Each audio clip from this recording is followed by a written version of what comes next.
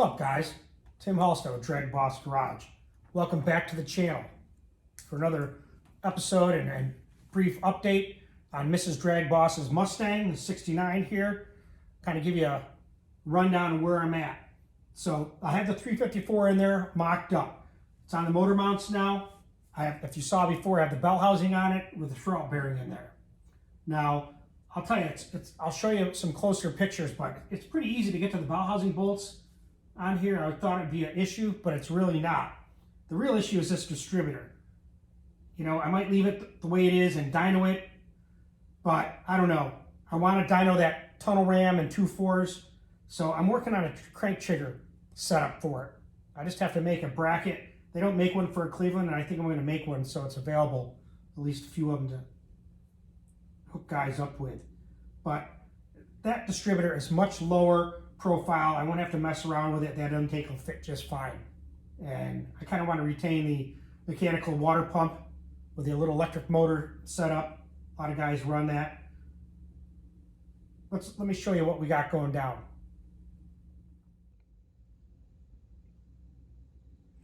All right, guys, let's take a peek at the 354.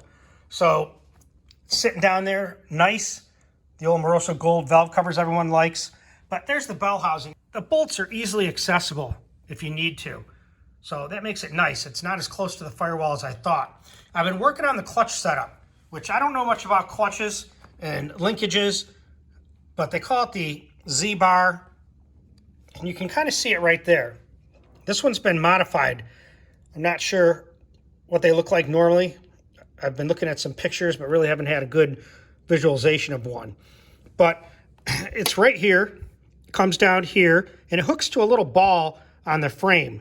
Now, there's a hole in the block that takes a stud type setup with like a smooth bushing for V8 models, which I've never seen. I didn't even know what that hole was for, to tell you the truth, because I've always ran automatics.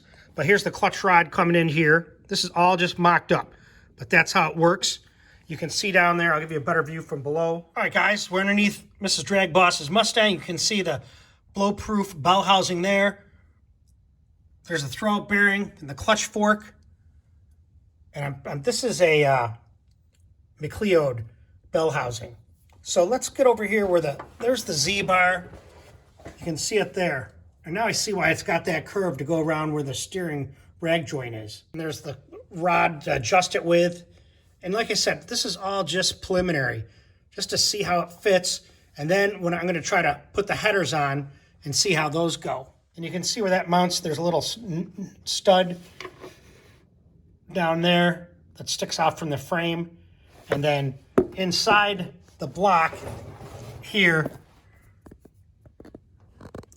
bolts a sleeve type. It has a stud with a sleeve type setup that fits inside that Z-bar.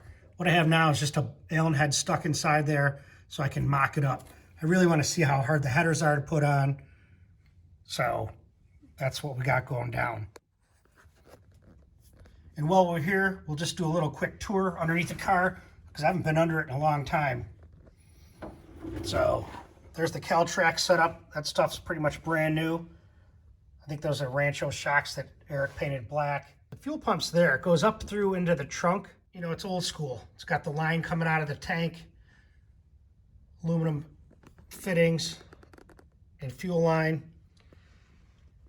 You can see that the rear end's braced. You know, this thing used to run 1030, so let's see what else we got. There's a subframe connector coming down. You know, on the ones I have in the Cougar, I have the floors cut up and they fit up inside and the floor is welded right to it. But overall, it's pretty darn clean. There's the fuel line and the battery cables coming back through.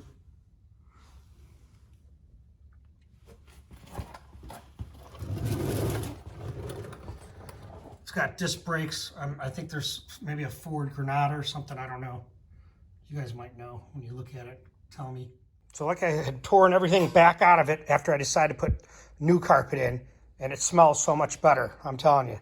But now you can see the clutch pedal hiding down there by this air freshener. So That's pretty cool to see that in there. And now what I'm doing is I'm mocking up the seats, and I'll show you what I got. I don't know if I showed you this before. I've shown pictures, but I don't think I showed the actual setup. So let me get this camera set up, and then I'll show you what we're doing. So let me fold this out of the way. The carpet's much nicer. Now you can see that Ford's had this little elevated platform here that the seats go on right here. I had taken that out on my Cougar because I have different seat mounts, but I'm trying to retain it the way it was so I don't have to really mess around with it, but that's what I have to deal with. Now the seats that I used before, those Jazz racing seats, you've seen them, I'll show you a picture of them, and they don't fit these mounts because they're very narrow. They're only like 9.5 inches, which brings them into this area to mount it with. So what I thought about doing, there's a couple options that I can do. So I made a template out of cardboard right here, and you can see it. Now this will bolt right in, meaning the bolt holes line right up with that. I could take a piece of plate this size. Then I made another template, which is the bottom of the seat with the exact hole pattern. And once I figure out where I want to place the seat in regards to position, then I could put this template down, set it right here, use a Sharpie and make the holes, drill it, and it'll fit right in there. So that's one option. What I want to do is use this bracket by Planted Technology. So let me show you. It's pretty heavy duty. Hang on one second. And it bolts in the stock seat mounts, just like that. And then you can mount any racing seat to it. Now, what do you want to show me? It's just made this for me. Let's show them. DBG, fans only. Nice. And that's your car and you finished. Nice. I need to get to the track first. I'm working on it. Like the smoke that comes out of the car. Right. Hopefully it doesn't smoke. And then your though. lights are on because it was nighttime. That's my favorite time to race, is at night. And then your window. And I was gonna make your head, but it wouldn't fit. Yeah, I have a big head, don't I? Yes. And it's for you to hang up in your garage. All right, you find a place to hang it, and I'll come and check it out. So I got this bracket from Planted Technology, and they worked with me. They want to sponsor me, so I'm going to make a video showing how this is installed. But again, those seats do not work.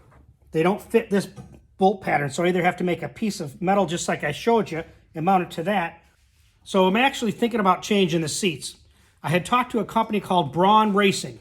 I'm telling you, they have awesome looking race seats. They have a lot of accessories, they have belts, and they said, look, Tim, we like your channel. We'll sponsor you with some seats and some belts. So I'll show you a picture of the seats here. So these are the seats I'd like to put in the Mustang.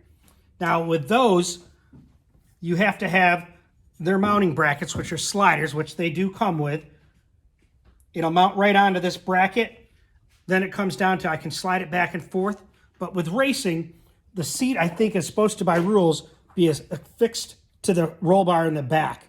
Like my Cougar has some brackets welded here and then fits the seat and mounts the seat to it. So I'm kind of in that process of figuring out which seat I'm going to use and how I'm going to do it. But I look at those seats, and Mrs. DragBoss said, really, I like those nice looking seats from Braun Racing. So I think that's what we're going to use.